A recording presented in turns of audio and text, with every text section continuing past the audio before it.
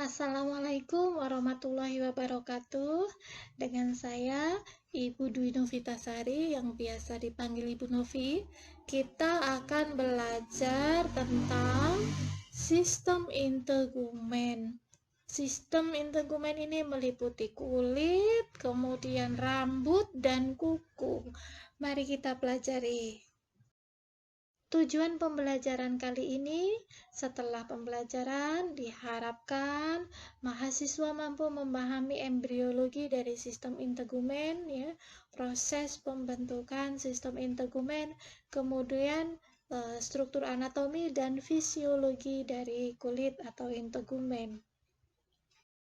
Yang pertama terkait dengan embriologi sistem integumen. Kulit manusia, kulit kita berkembang dari dua jaringan embrionik, yaitu jaringan mesoderm dan ektoderm embrionik. Jaringan epitel, jaringan luar, jaringan epitel berkembang dari ektoderm. Sedangkan bagian dalamnya, dermis dan subkutan, itu berkembang dari mesoderm embrionik. Sekitar 4 minggu setelah konsepsi, jadi sekitar 4 minggu setelah embrio menempel, selapis ektoderm itu mulai terbentuk mengelilingi lapisan mesoderm. Perkembangan berikutnya dalam usia 6 minggu pasca konsepsi, lapisan ektoderm ini akan meluas menjadi dua komponen berbeda, yaitu bagian luar disebut periderm dan bagian dalam ini menjadi basal, menjadi lapisan basal yang terhubung dengan lapisan mesoderm. Perkembangan setelah 8 minggu pasca konsepsi, ada tumbuh lapisan baru, yaitu lapisan intermedia. Dua lapisan yang lama tetap berkembang, jadi ada 3 lapisan. Lapisan intermedia, ya, sehingga jaringan kulit subkutan tempat berkumpulnya sel adiposa mulai berkembang. Perkembangan antara minggu ke-10 sampai 15, kulit terlihat sempurna. Selanjutnya terjadi pembentukan rambut. Pembentukan rambut ada di lapisan basal, terjadi di sel basal epidermis. Ini berkumpul dan membentuk folikel rudimen rambut, folikel kantung-kantung untuk tumbuh rambutnya.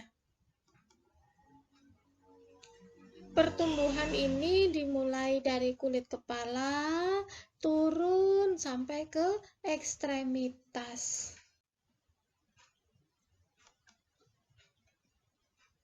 Selanjutnya ada diferensiasi pembedaan, ya.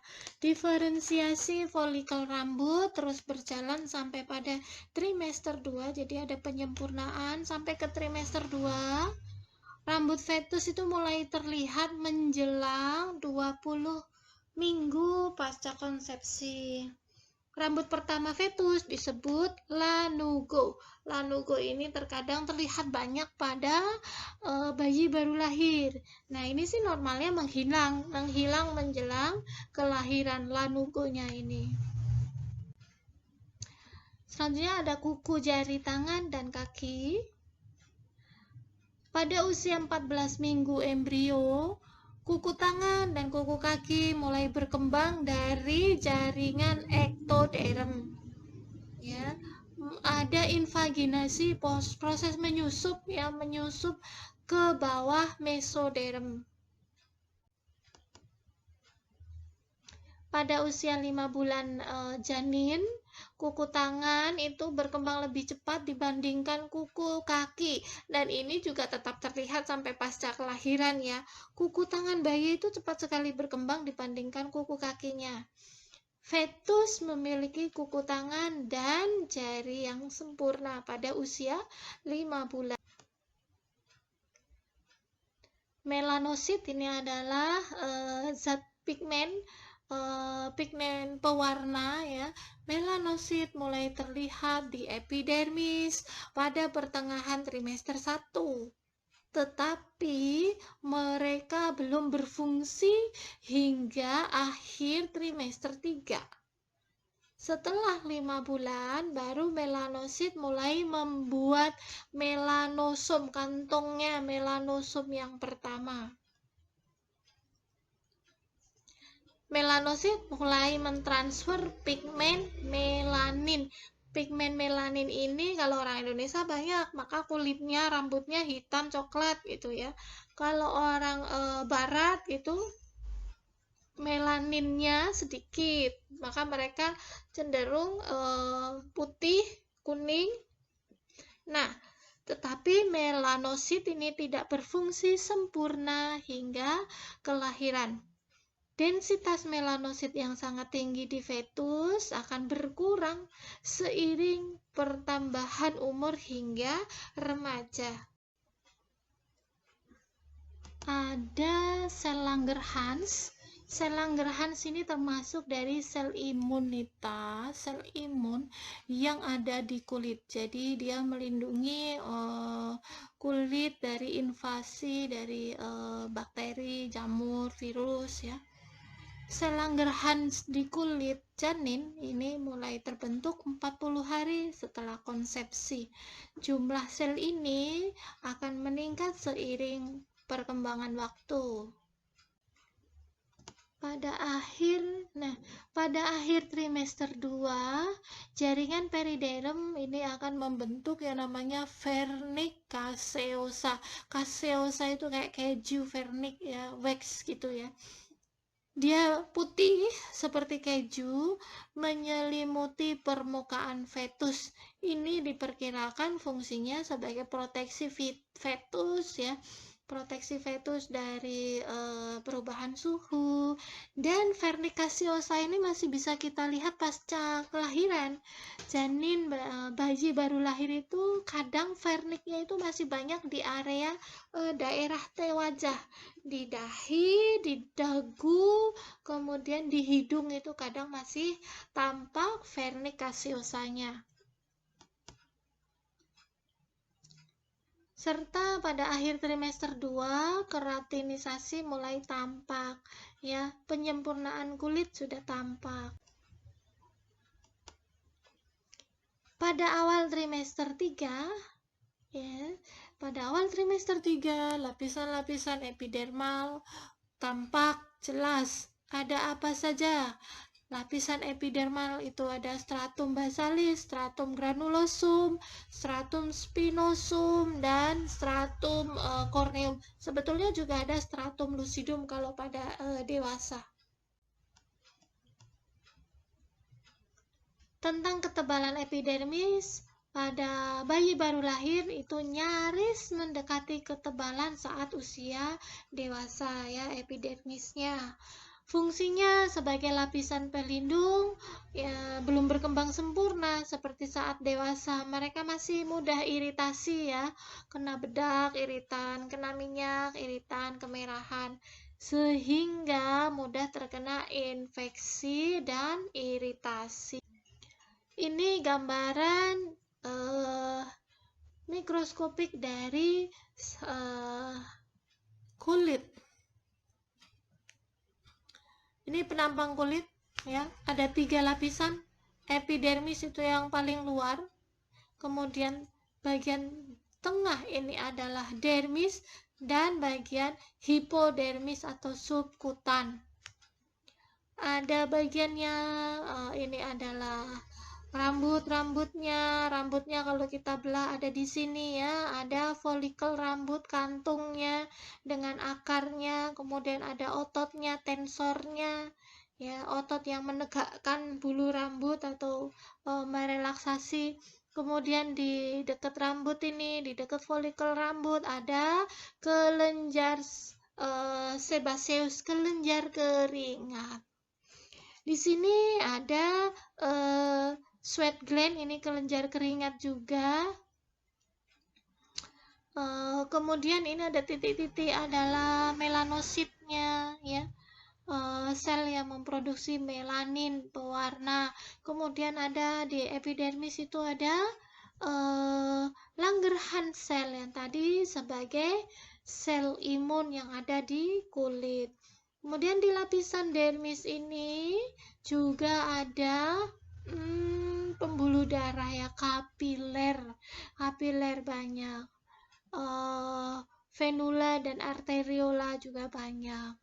Di epidermis ada beberapa lapisan, ada lapisan keratin yang paling atas, kemudian ini adalah sel-sel keratinosit ya. Apalagi di sini adalah pressure receptor. Ini reseptor yang sensitif terhadap perubahan tekanan.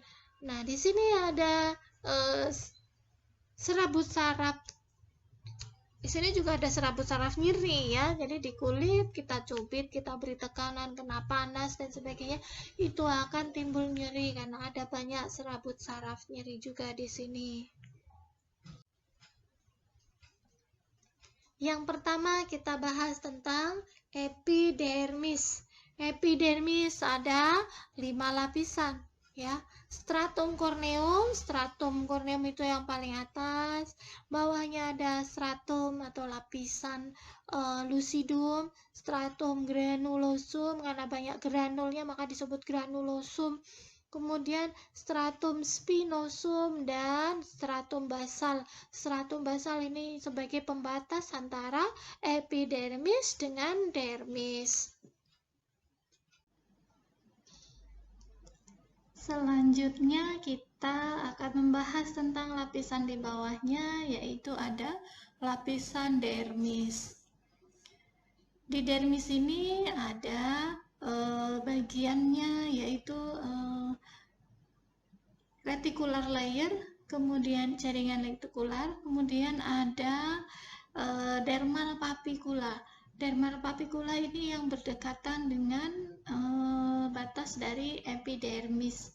Di dalam dermis ini ada banyak, ada pembuluh darah, kapiler, venula, arteriola, kemudian ada saraf-saraf, ya ada saraf, kemudian ini ada folikel rambut, kemudian ada muscle-nya, ada otot tensornya, kemudian ada saraf nyeri, ini saraf yang sensitif tekanan.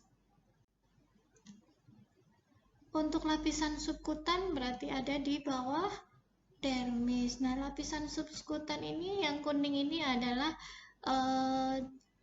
jaringan lemak, jaringan adiposa, ya, dengan arteri dan vena yang lebih besar dibandingkan jaringan dermis.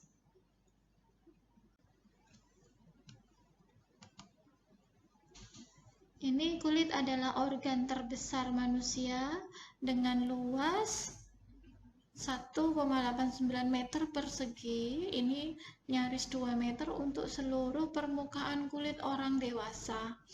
Setiap sentimeter perseginya mengandung 6 juta sel dan 5.000 ujung saraf perasa. Beratnya sekitar 2,72 kg. Ketebalannya yaitu 2-3 mm. Ada 2 hingga 3 juta sel kulit ini dilepas setiap hari. Jadi kulit setiap hari selalu melakukan regenerasi, perbaikan sel.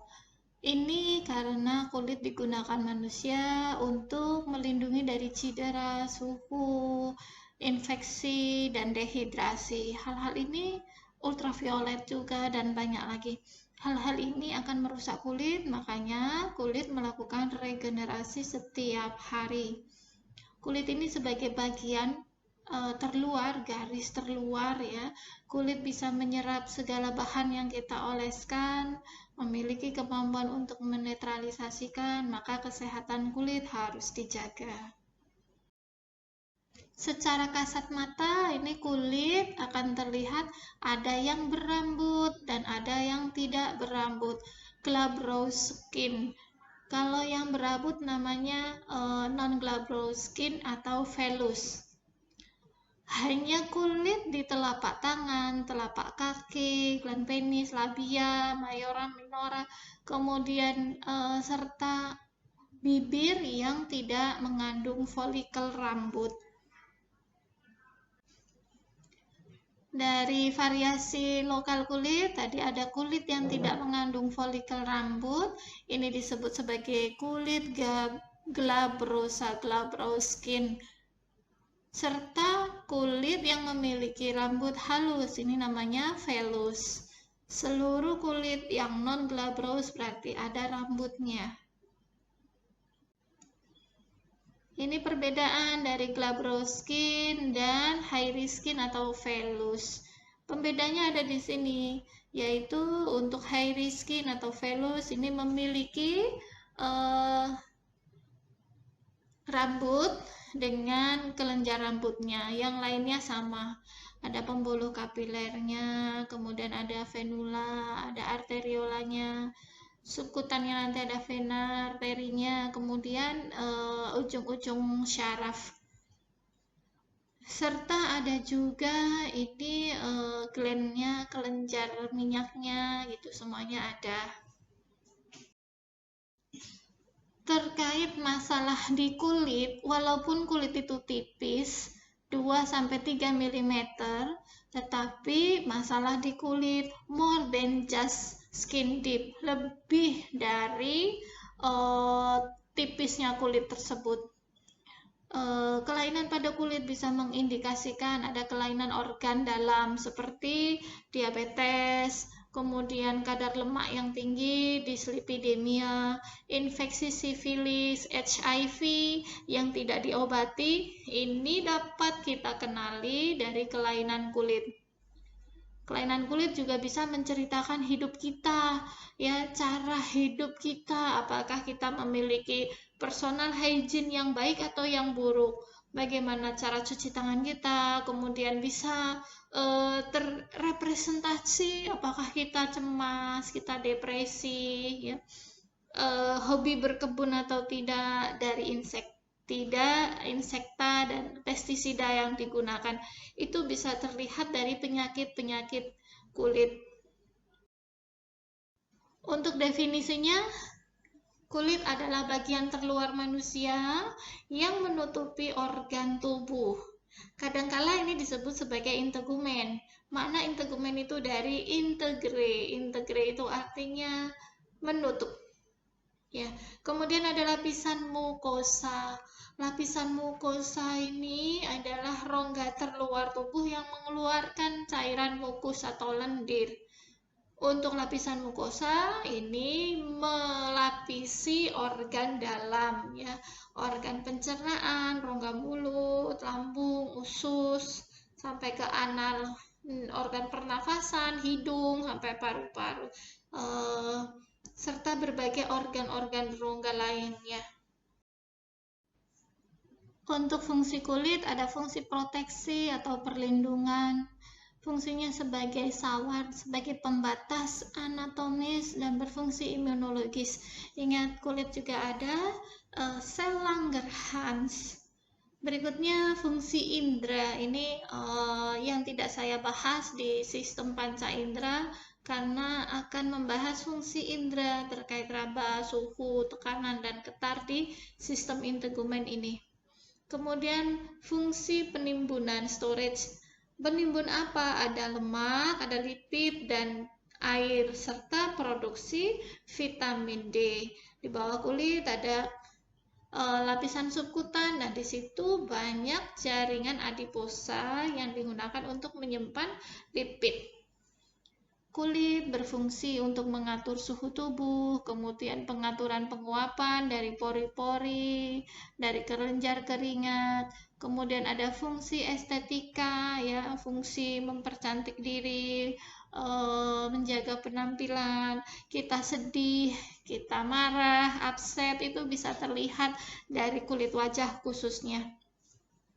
Kemudian ada fungsi ekskresi. Fungsi ekskresi beberapa zat hasil metabolisme tubuh dikeluarkan bersamaan dengan keringat. Contohnya amonia, Ya, garam itu bisa dikeluarkan lewat keringat. Ada juga fungsi sawar tahan air ya. Jadi ketika kita berenang pun tidak semua cairan akan masuk ke tubuh kita karena fungsi tahan air ini. Satu lagi ada fungsi absorpsi. Kita bisa mengaplikasikan agen pengobatan di kulit ya, bisa untuk anestesi ya, pengurang rasa nyeri, hangat. Nah, itu bisa diabsorpsi oleh kulit. Secara mikroskopi, kulit dapat dibagi atas 3 lapisan, yaitu yang paling atas epidermis, bawahnya adalah dermis, yang terdalam adalah subkutis atau subkutan. Kita akan bahas tentang anatomi epidermis. Jadi epidermis dari lapisan yang sangat tipis pun memiliki ada 5 bagian, 5 lapisan. Ya. Ada yang paling bawah ini adalah basal layer, kemudian spinous layer, granular layer. Di sini yang tidak terlihat adalah lucidum layer, serta di sini terlihat stratum corneum. Stratum corneum adalah lapisan paling luar kulit yang kita lihat ini, ya, stratum corneum. Banyak berisi lapisan lipid bilayer, kemudian ada filagrin. Filagrin adalah protein integrin, protein penyokong. Kemudian ada tight junction untuk di granular layer. Ada granula lamellar, ada granula keratohyalin ya, kemudian keratin, profilagrin, dan lipid. Untuk spinous layer ada filamin keratin, kemudian intercellular junction. Ini di sini ada tight junction, ini ada intercellular junction. Kalau intercellular junction dimiliki di basal layer serta spinous, ini bisa saling interaksi antar satu sel dengan sel lainnya, ya, saling berkomunikasi antar seluler untuk transportasi antar seluler. Sedangkan tight junction tidak, ini tertutup junctionnya, salurannya. Kemudian ada spinous layer, ini juga banyak desmosom dan protein-protein lainnya. Untuk basal layer ini ada filamin keratin, ada junction interseluler, kemudian banyak adherent junction tambahan ya, serta protein-protein lainnya. Ini basement membrane yang menjadi pembatas antara epidermis dengan dermis. Kita akan bahas fokus mengenai basement membrane berikutnya. Oke, kita bahas tentang basement membrane.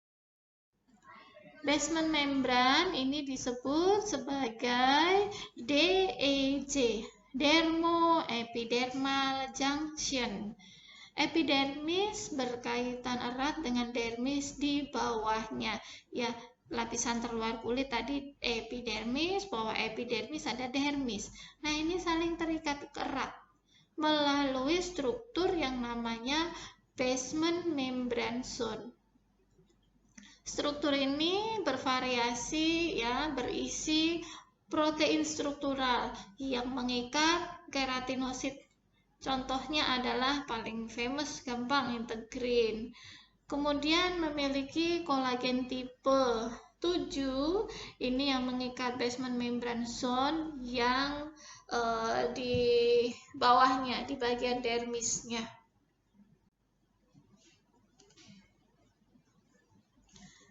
Kembali, epidermis merupakan kompartemen terluar yang terdiri paling tidak ada 3 lapisan sel hidup yang selalu beregenerasi. Ada apa saja? Selnya ada keratinosit, ada melanosit, dan sel Langerhans. Keratinosit adalah bagian terluar dari epidermis. Kemudian melanosit ini yang membuat pigmen melanin, pewarna. Kemudian sel Langerhans ini adalah APC, antigen presenting cell. Dia memberikan antigen kepada sel-sel imun yang terkait. Jadi sel Langerhans ini berfungsi untuk mencegah adanya infeksi, bisa dari bakteri, dari protozoa, dari jamur, dari virus, ya, karena ada sel Langerhans.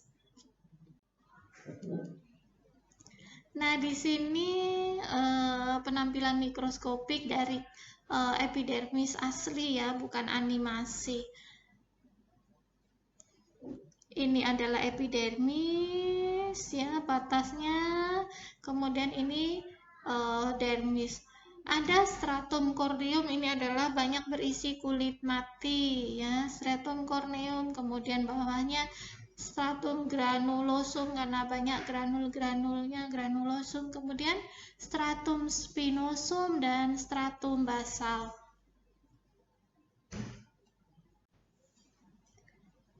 Kita perjelas kembali, ya, diulang-ulang supaya paham, ya. Epidermis tadi adalah bagian luar kulit, ya, bagian terluar kulit, agak tipis, terdiri dari jaringan epitel, ya, merupakan epitel berlapis gepeng yang terdiri dari lapisan basalis, spinosum, granulosum, dan corneum.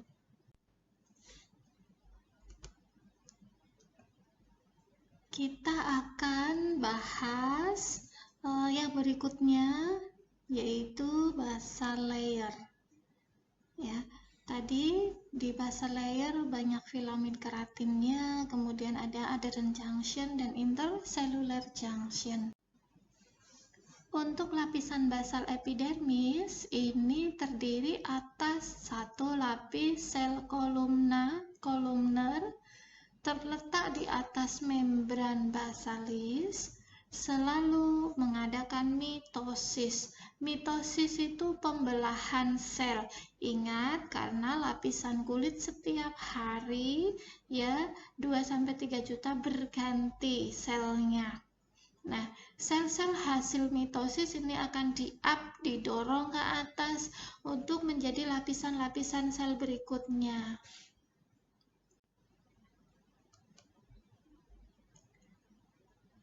Ini lapisan basal epidermis tadi adalah lapisan yang terbawah, ya, di atas basement membran. Sel lain dalam lapisan basal adalah sel melanosit. Sel melanosit ini menghasilkan pigmen melanin untuk disebarkan, untuk didistribusikan ke sekitarnya. Untuk keratinosit pada lapisan ini memiliki 3 subpopulasi. Jadi saya ingatkan kembali bahwa sel basal epidermis utamanya ada sel keratinosit, kemudian sel melanosit. Nah, untuk keratinosit ini ada 3 subpopulasi, yaitu ada transient amplifying cell, ini adalah sel yang aktif membelah diri. Kemudian ada post-mitotic cell, ini yang siap menjalani diferensiasi. Jadi setelah melakukan mitosis, membelah diri, maka berikutnya mereka melakukan diferensiasi, yaitu perkembangan pembeda yang berikutnya. Diferensiasi atau keratinisasi khusus di sel kulit ini akan naik-naik ke lapisan atasnya.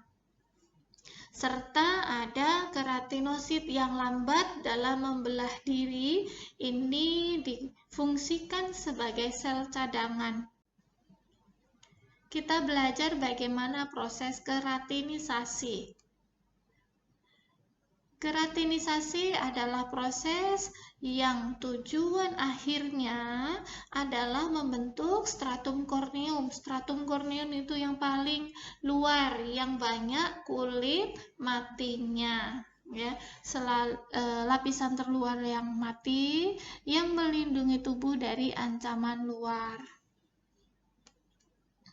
Dalam proses keratinisasi ini, keratinosit tidak lagi membelah, tetapi berdiferensiasi, membentuk organel sel khusus agar dia dapat beradaptasi dengan fungsi baru saat sel itu menua.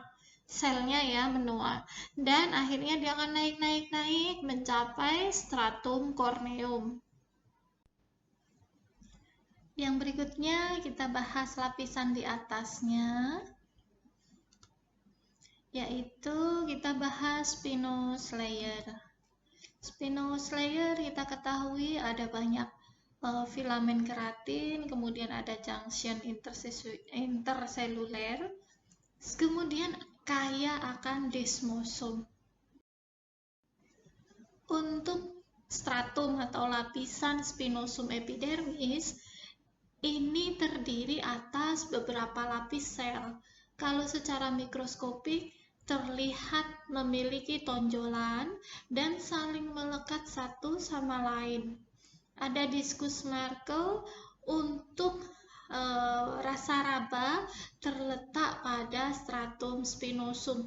Jadi diskus Merkel ini untuk sensasi perabaan ada di stratum spinosum epidermis. Di stratum spinosum ini, sel keratinosit akan membentuk organela. Organela yang spesifik yaitu namanya lamellar granula. Fungsinya lamellar granula ini untuk mensekresi lemak dalam bentuk glikoseramid, kemudian enzim hidrolitik dan protein yang nanti berfungsi untuk desquamasi perburuan stratum corneum. Untuk lemaknya ini berfungsi mengisi ruang antar keratin di stratum corneum dan membentuk membran lipid bilayer dari setiap sel.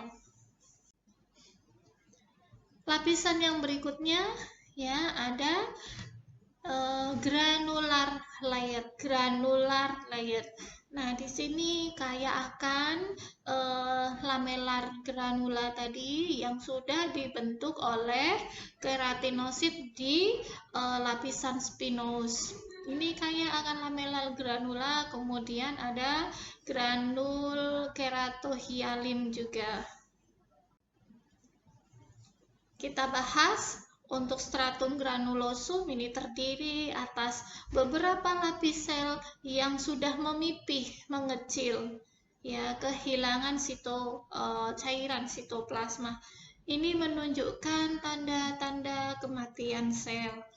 Mengandung keratohyalin. Keratohyalin ini merupakan cikal bakal dari keratin zat tanduk yang akan naik ke lapisan paling atas, stratum corneum. Keratinosit ketika sudah mencapai pada stratum granulosum, jadi ingat keratinosit kan berasal dari lapisan paling bawah ya, kemudian dia berdiferensiasi naik sampailah ke stratum granulosum ya. Ini akan mensekresikan, membentuk keratohyalin granula yang isinya, kandungannya adalah filagrin. Filagrin ini termasuk protein agregat, protein pengikat, agar kelak sel keratinosit yang hidup ini dapat menggunakan membrannya saat mati dan menggabungkannya dengan keratin dalam keratinosit menjadi suatu struktur protektif, struktur yang tadi tahan air di stratum corneum yang paling atas. Bagaimana turnover dari kulit kita pelajari. Nah, keratinosit basal ya, keratinosit dari lapisan basal akan mencapai stratum granulosum kira-kira membutuhkan waktu 2 minggu. Untuk shading membutuhkan tambahan 2 minggu. Maka pada kulit yang meradang, turnover rate keratinisasi menjadi lebih singkat. karena selnya menjadi tidak sehat, maka kematian selnya akan menjadi lebih cepat. Berikutnya ada lapisan lucidum. Ini yang kalau di animasi tadi, di lapisan kulit animasi tidak tampak ya. Jadi di atas stratum granulosum ada stratum lucidum. Tadi kita sudah bahas dari sini. Dari stratum basal, lapisan spinosum, lapisan granulosum. Sekarang kita mencapai stratum lucidum.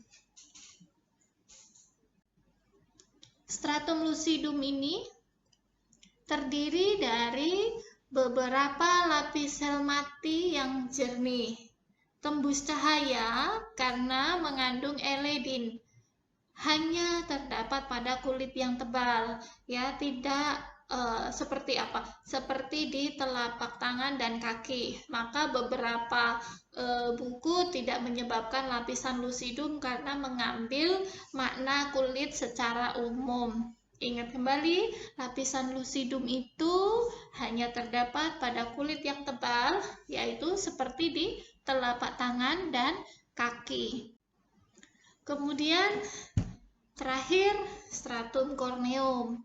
Terdiri dari puluhan lapis sel yang mati, berbentuk pipih dan penuh dengan keratin, membentuk lapisan yang kedap air. Selalu hilang luluh ya, tapi digantikan oleh lapisan di bawahnya yang terus naik. Kalau ditinjau dari jenis sel penyusunnya, ya, epidermis mengandung 4 jenis sel. Kita sudah belajar tadi ada sel keratinosit, kemudian ada sel Langerhans, ada sel Grunstein, kemudian ada sel melanosit. Mengingatkan kembali sel keratinosit pada sel epidermis yang sedang dalam pembentukan keratin. Kemudian untuk sel Langerhans ini seperti makrofag, berfungsi untuk APC tadi, antigen presenting cell dalam sistem imunitas.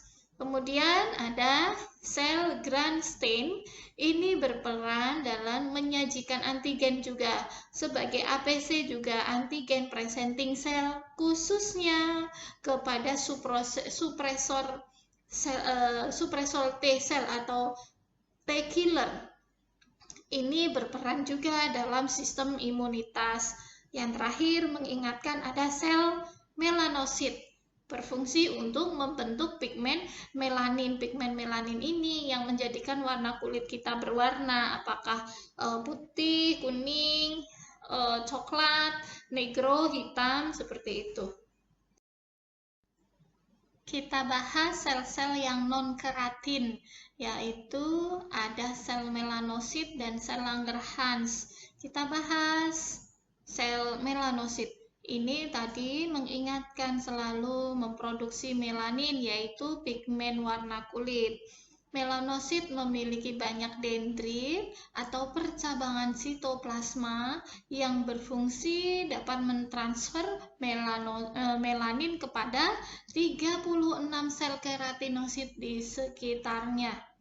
Kepadatan melanosit dan keaktifannya serta tipe melanin ini akan menentukan warna kulit seseorang. Dalam ilmu kulit, dermatologi, dikenal ada pembagian warna kulit berdasarkan klasifikasi Fitzpatrick. Sel non-keratinosit yang berikutnya adalah sel Langerhans. Sel Langerhans adalah sel APC, antigen presenting cell, yang terletak di antara keratinosit epidermis. Berfungsi memfagositosit antigen yang berhasil melewati stratum corneum atau sawar kulit, kemudian memprosesnya dan menyajikannya, memberikannya kepada limfosit di dermis untuk dikenali, untuk didegradasi. Ini kita bicara tentang interface, yaitu antarmuka. Ada bagian epidermis yang menjorok ke dermis. Ini disebut red ridges.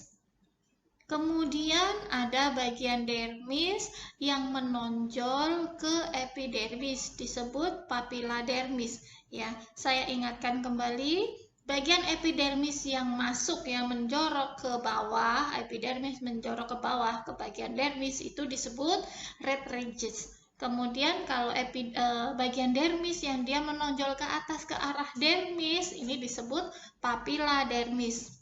Hal ini fungsinya, jadi lapisannya tidak datar-datar gitu, ada kelokan-kelokannya ya, ada red ridges ataupun papilla dermis. Ini berfungsi memperkuat ikatan, ya, memperkuat ikatan antara epidermis dan dermis. Pada usia lanjut, interface ini, antarmuka ini terlihat lebih datar, sehingga gaya geser pada permukaan kulit dapat melepaskan, ya, meluruhkan epidermis lepas dari dermis di bawahnya, sehingga orang tua itu lebih mudah iritan, lebih mudah terluka kulitnya karena kekuatan epidermis menurun. Nah, ini ya, kalau tadi lupa, ini ada papilla yang terkelupas ini ya, lepas antara epidermis dengan dermisnya. Lapisan dermis yang menonjol ke atas ini adalah papilla dermis. Ini papilla dermis menonjol ke epidermis. Sedangkan epidermis yang menjorok ke dermis yang ke bawah ini red ridges. Selanjutnya setelah dari tadi kita bicara epidermis ya. Nah, kita melanjutkan lapisan kulit yang kedua, yaitu bagian dermis. Terletak di bawah epidermis. Terdiri dari jaringan ikat yang mengandung serat-serat elastis dan kolagen. Terdapat ujung-ujung saraf atau reseptor, kemudian banyak pembuluh darah, juga pembuluh limfe, berbagai kelenjar, serta ada folikel rambut, kantung rambut. Ada dua lapis, yaitu lapisan papiler dan lapisan retikuler. Ada lapisan papiler, apa itu? Ini merupakan bagian atas dari dermis, mengandung banyak papilla dermis. Ingat kembali, apa itu papilla dermis? Yaitu bagian dermis yang menonjol ke arah epidermis. Jadi, makanya lapisan ini mengambil sebagian nama tersebut, disebut lapisan papillar dermis. Kaya akan pembuluh darah kapiler serta korpus Meissner. Korpus Meissner ini adalah reseptor raba untuk indera perabaan. Nah, itu ada yang namanya korpus Meissner.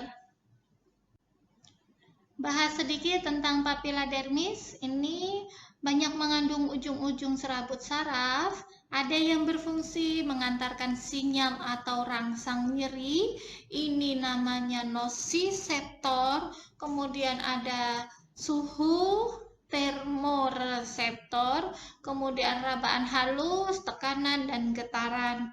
Sebagian ujung-ujung saraf tersebut dimodifikasi menjadi struktur yang disebut Meissner Pacini. Papilla dermis banyak mengandung kapiler pembuluh darah. Nah, pembuluh darah ini kan untuk menyalurkan oksigen dan nutrisi, serta menjadi jalur patroli, ya, jalan untuk sel-sel imunitas. Mungkin ada makrofag, mungkin ada limfosit T, ada antibodi yang selalu waspada apabila ada antigen yang ingin menginvasi masuk ke dalam kulit. Selanjutnya, selain dari lapisan papillar dermis, lapisan di bawahnya adalah lapisan retikular dermis. Merupakan bagian bawah dermis, mengandung folikel rambut, kemudian ada kelenjar sebasea atau lemak, ada kelenjar keringat, serta korpus Pacini atau reseptor tekanan.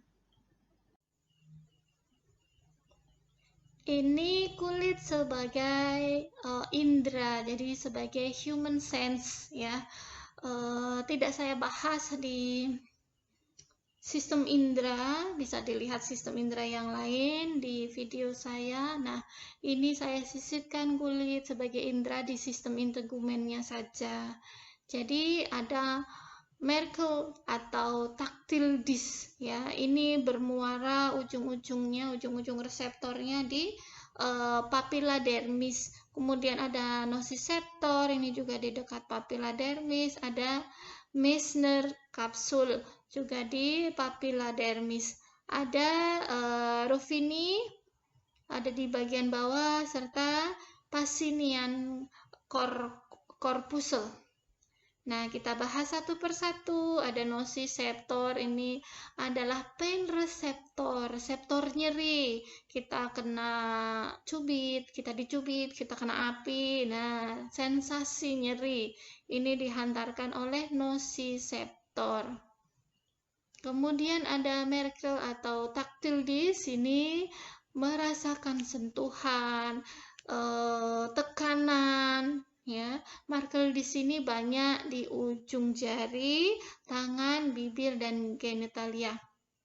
Kemudian Meissner corpuscle, ini sensasi sentuhan, getaran, dan tekanan. Ada getaran juga ya, ada getaran juga ada di Pacinian corpuscle ya, di dekat, masih di dermis, di bawah, bagian bawah di dekat subcutan layer. Ini ada sensasi tekanan dan getaran untuk Pacinian corpuscle. Kemudian Ruffini corpuscle, ini sensasi sentuhan. Nah, presentasi nyeri, jadi nyeri organ visceral pun bisa dipresentasikan, bisa dihantarkan ke kulit ya. Ini dari anterior view dan posterior view. Kalau jantung bisa sampai di daerah nih masseter ya, kulit-kulit di atas kulit masseter ini bisa merepresentasikan nyeri atau gangguan di jantung. Kemudian jelas ini jantung kita normalnya di sebelah kiri. Apakah ada yang dextrokardia? Ada, tapi kejadiannya kan sedikit. Nah, kalau ada nyeri di bagian jantung, maka dada kiri menjalar ke tangan sampai ujung tangan. Ini khas sekali, ini spesifik sekali. Kemudian juga ke punggung, bahkan kalau dia berat bisa menjalar ke tangan kanan. Next, ada gangguan hati dan gallbladder, ini di pundak sebelah kanan, juga di posteriornya. Kemudian paru-paru dan diafragma ya di leher sebelah kiri sampai daerah trapezium ya. Kemudian ada pankreas. Nah, ini di atas pankreasnya. Stomach, lambung ya, di ulu hati. Ini biasa orang sebut ya. Kemudian ada gallbladder, kantung empedu. Nah, ini di daerah ulu hati. Ini nyeri yang common, nyeri yang biasa. Jadi, harus dengan pemeriksaan lebih lanjut apakah gallbladdernya, pankreas, atau lambungnya. Ini juga dipresentasikan sampai ke belakang. Yang selanjutnya ginjal. Ini adalah Frank area nih, sebelah lateral kanan kiri. Ini adalah namanya Frank area. Juga bisa meluas ya, meluas ke hip. Ke depan juga nih meluas ke abdomen, Ini untuk ginjal yang warna kuning. Kemudian karena di abdomen itu banyak organ ya, ada ovarium, ada kolon, ada bladder, kemudian ada appendix. Kalau appendix di bagian kanan bawah. Kemudian ada small intestine ya. Nah, ini organ-organ di perut karena ada banyak. ureter bisa sampai ke alat kelamin ya, dari atas pubis sampai ke alat kelaminnya. Kita belajar tentang adnexa ya. Adnexa ini adalah aksesoris dari kulit, bahwa fungsi kulit itu tidak akan sempurna tanpa adanya adnexa. Ada apa saja? Ada rambut ya, contohnya. Nah, rambut pada manusia dapat dilihat sebagai rambut terminal dan velus. Rambut terminal bisa memiliki panjang lebih dari 2 cm, berpigmen dan kasar. Rambut terminal ini yang ada di kulit kepala. Sedangkan velus itu halus. Ya, panjangnya kurang dari 2 cm, kurang dari 1 cm. Rambut itu mengikuti sebuah siklus untuk daur hidupnya. Ada anagen, ada katagen, dan ada telogen. Fase anagen ini adalah fase pertumbuhan ya, setiap hari rambut tumbuh, tetapi kecepatan tumbuhnya tergantung dari siklus hidupnya ya. Apakah masuk pada fase anagen? Apakah dia mayoritas pada fase katagen? Fase katagen adalah fase rontok.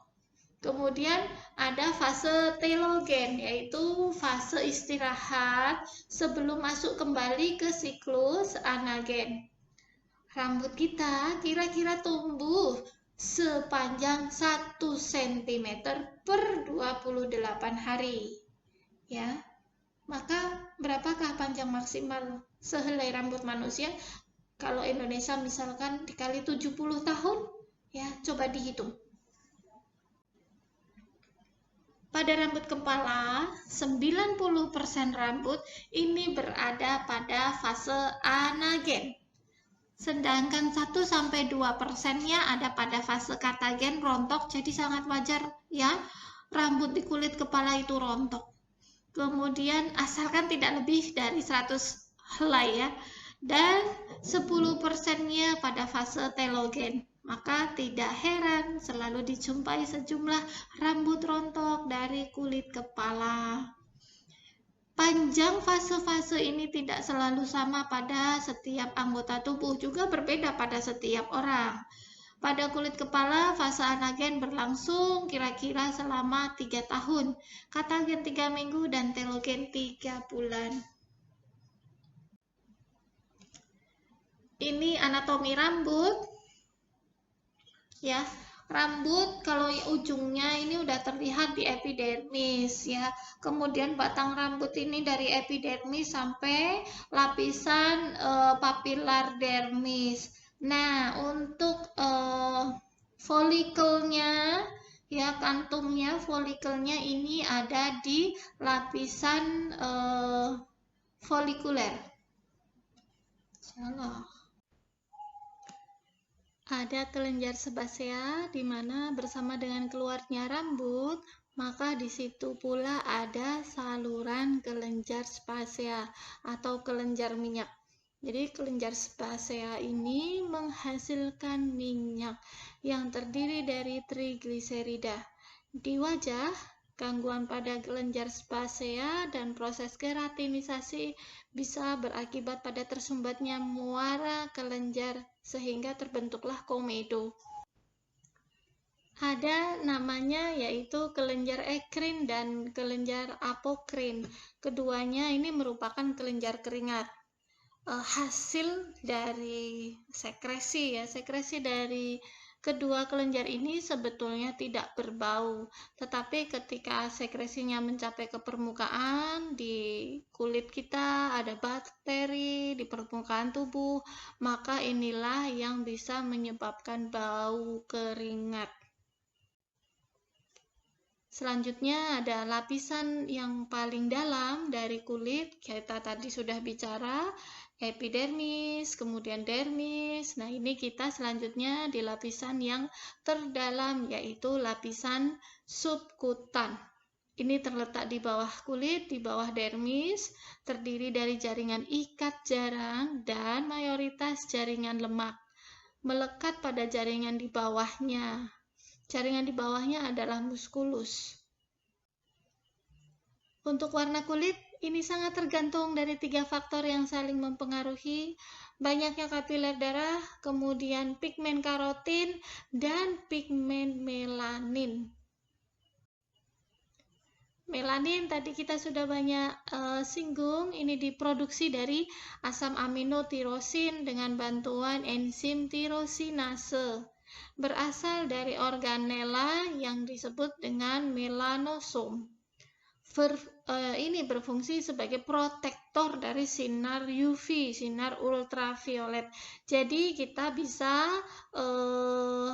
lebih tidak berisiko terjadinya kanker kulit karena kandungan melanin orang Asia itu tinggi, ya. Ketika melaninnya sedikit, seperti orang Europe, orang Australia, orang Amerika gitu ya, barat sana, melaninnya sedikit, maka mereka cenderung berisiko terkena kanker kulit. Enzim-enzim pembentuk pigmen melanin ini diduga teorinya diaktifkan oleh sinar ultraviolet dan hormon pertumbuhannya yaitu MSH, melanocyte stimulating hormone, terjadi di hipofisis. Penyakit kekurangan kemampuan memproduksi melanin ini disebut sebagai albino. Kemudian ada freckles, yaitu bercak kehitaman.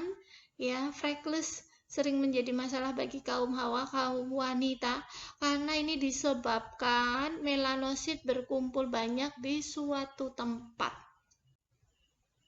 Ini tentang klasifikasi Fitzpatrick yang tadi dari warna kulit ya. Klasifikasi Fitzpatrick ada 1, 2, 3, 4, 5, 6. Kira-kira warga Indonesia ini banyak di mana? Alwestan. Ya, kira-kira kita di 4 dan 5. Ya, jadi coklat. Coklat muda sampai coklat tua. Kalau 1 itu albino, ya, pale pucat, ya, putih, nah, 2 juga putih, kemudian yang 3 ini light brown, jadi coklat yang masih tipis, ya. Kalau orang Indonesia klasifikasi Fitzpatrick tadi di 4 dan 5 ya. Olive brown, jadi coklatnya lebih tuaan lagi sampai coklat beneran. Nah, kalau black ini yang 6. Black itu orang Afrika ya, yang berkulit hitam. Selanjutnya ada sidik jari. Ini adalah gambaran khas dari tonjolan dan lekukan pada permukaan kulit telapak tangan maupun kaki di ujung jari. Setiap orang ini berbeda, ditentukan secara genetis. Apakah ada orang yang tidak punya sidik jari? Ada, berarti dia ada kelainan genetis. Ini tidak akan berubah sepanjang hidup, tetapi pada lansia ya, karena proses keratinasi ya, jadi bisa sedikit rusak gitu sidik jarinya.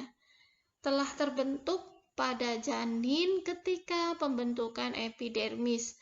Ini segera menyesuaikan diri dengan perkembangan tonjolan di papila dermis. Pada telapak tangan dan jari terdapat kelenjar keringat yang bermuara pada tonjolan epidermis di jari. Kemudian sistem integumen lainnya adalah kuku. Ya, kita mempunyai kuku di ujung-ujung jari tangan dan kaki.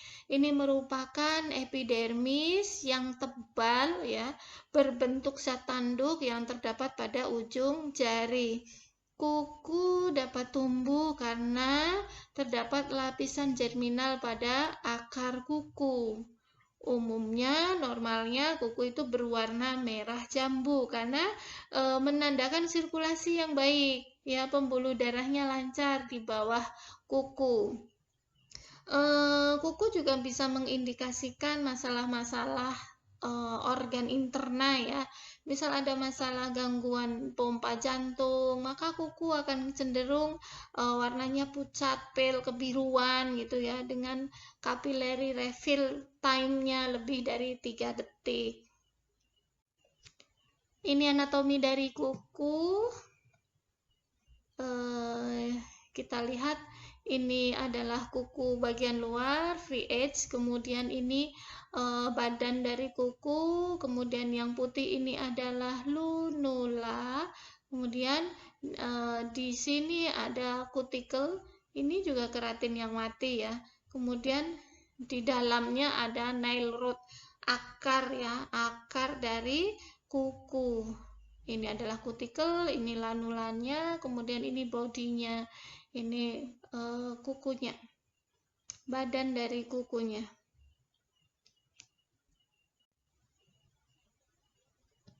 Itu saja penjelasan dari saya. Silahkan bisa dipelajari juga dari buku lainnya, dari sumber lainnya. Saya mohon maaf bila ada ilmu yang salah. Kita akhiri. Wassalamualaikum warahmatullahi wabarakatuh.